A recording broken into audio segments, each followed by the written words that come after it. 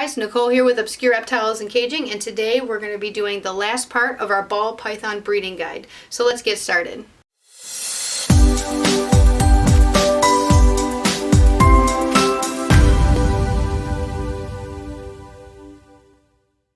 So we've made it all the way up to your snakes are breeding, they're doing really good, and now you want to know what the heck's going on with my female.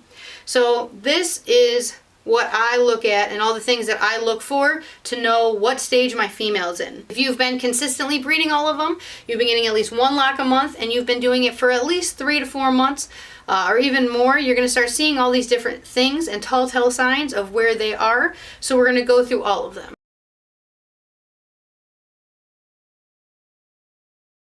If your female is sitting on the cold side of the enclosure, we're going to talk about racks because my females are in 41 quart bins. If they are all the way to the front and they'll go right under the water dish. I like to use water dishes with a lip underneath. That works the best for me because then they're getting nice and cold without having to actually sit in the water. So I like to do that and have a normal hide on their hot spot.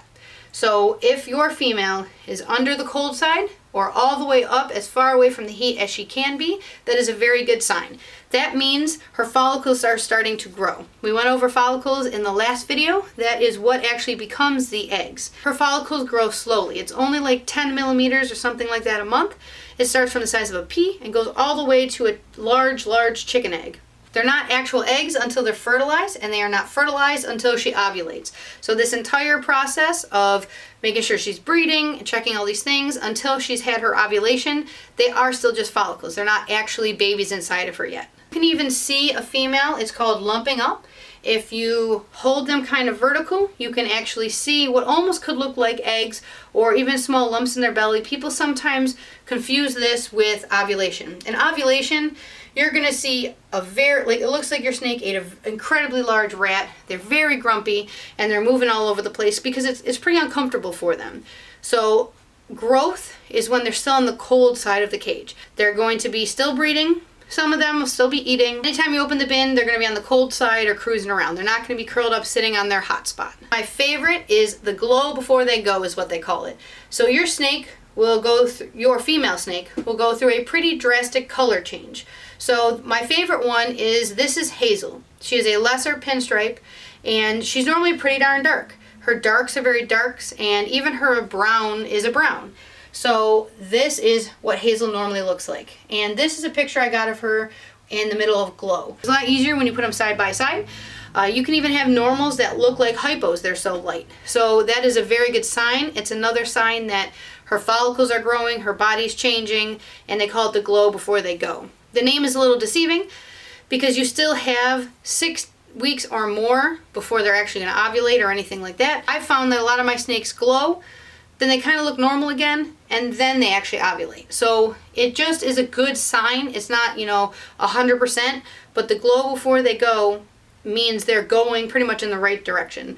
They're most likely going to ovulate, but it's not a sure sign of anything. The lumping up that I was talking about is also part of them building. When they're building, you can actually pick them up from their side, and again, it's going to be very lumpy and very large. It almost looks like eggs because you can hold them up and you can almost see eggs down their body. It's not actual eggs yet. They're not about to have anything. It just means that their follicles are really starting to grow, which is exactly what you want.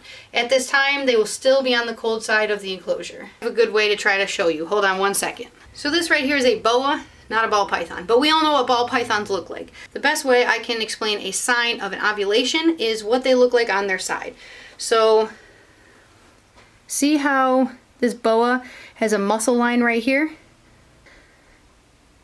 Right down their side? Ball pythons don't have that. Boas are supposed to be muscular and rectangular. Ball pythons are supposed to be rounder, right? When a female ball python is actually ovulating, you see what looks like that muscle line down her side.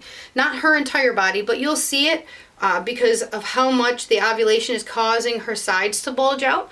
That's one of the things I look for, especially my albino pied girl, because she's just such a big snake and she always has been. she gets that line down her side. So if I think she's ovulating, I kind of look at her from a few different angles. I really try not to bother them too much. If you see that line, there's a really good chance she's ovulating.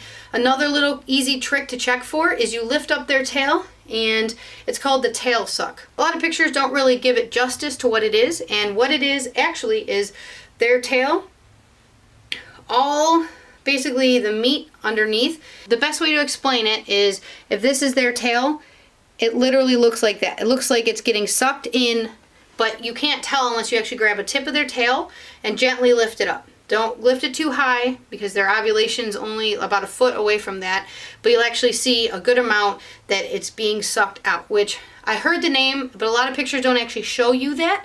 I think it's really hard to get in footage or on pictures, so hopefully I'll be able to find some of ones that I have taken pictures of, but it's called the tail suck. So if she has that line, she has a tail suck, and she looks like she swallowed a big old rat, and she's very grumpy. She's probably hissing, moving around. It's very uncomfortable for her. There's a very good chance that she is ovulating for you, which is awesome. That means you did everything right. Her enclosure is perfect, her heat, her humidity.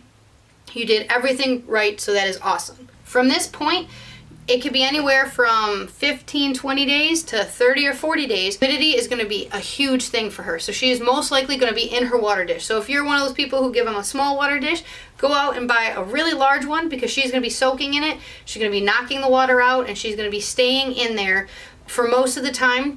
The humidity is very important for her at this stage. Once she actually sheds, this is when you're going to notice her go right onto that hot spot. The closer to her having her eggs, the more perfectly she's going to lay. So when she first sheds, mark it down, because generally from shed until egg is about 30 days. Now my albino pied, for whatever reason, she's almost always around day 50 or 55. Just what she is. So it's a very good way to tell because most snakes have eggs right around day 30, but you're going to want to keep an eye on her. You're going to want to keep an eye on her. She's going to probably be moving and bending in strange ways, especially right before she's going to lay. She's going to be doing that because she's trying to position the eggs the proper direction and make sure everything's in line. So you'll see her bending, moving, but most of the time she's going to be laid perfectly coiled up on the heat. So right before laying, normally they look like a completely perfect, like picture perfect circle because she's so tightly wrapped on that.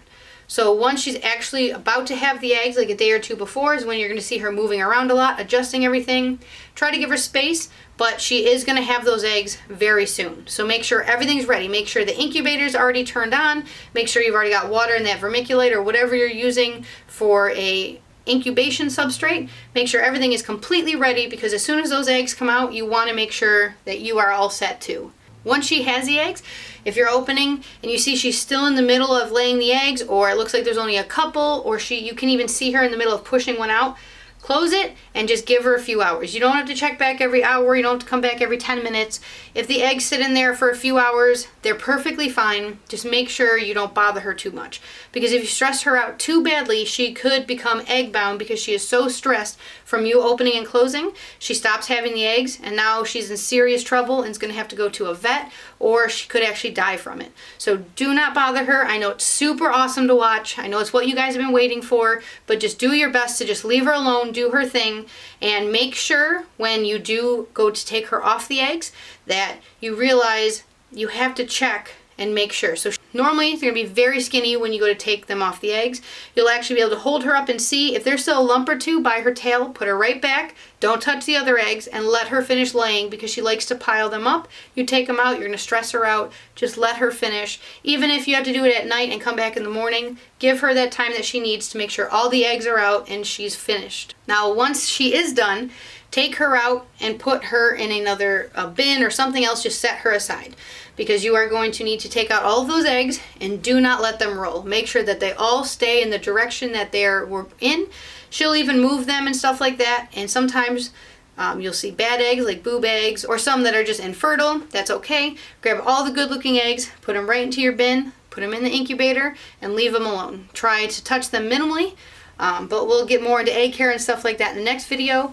But just make sure that you clean the enclosure completely before you put her back in there. Make sure however you clean or sanitize, whether you use F10, bleach water, whatever it is, make sure it's completely cleaned and sanitized. Because if she can still smell those eggs, a lot of times she's not going to eat. And if she doesn't start eating soon, it can be a real pain trying to get her to eat.